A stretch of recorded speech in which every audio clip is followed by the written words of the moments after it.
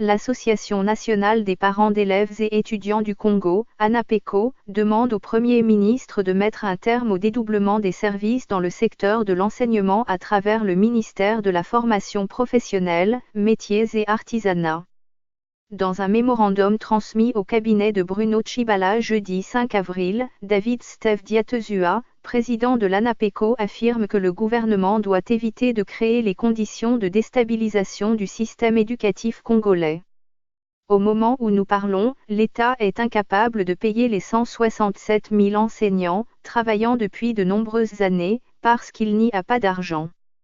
Mais on veut, entre-temps, créer d'autres services, avec un budget qui viendra de je ne sais où.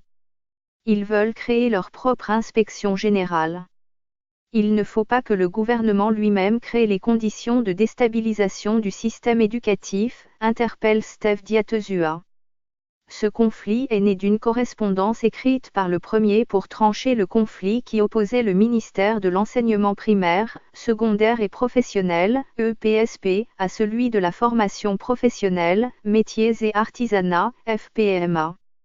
Le chef de l'exécutif a ordonné, dans cette correspondance, datée de janvier, que la direction de l'enseignement technique et professionnel, qui faisait partie du ministère de l'EPSP, soit détachée de ce ministère, avec tout son personnel, pour être intégrée au sein du ministère de la formation professionnelle, métiers et artisanat.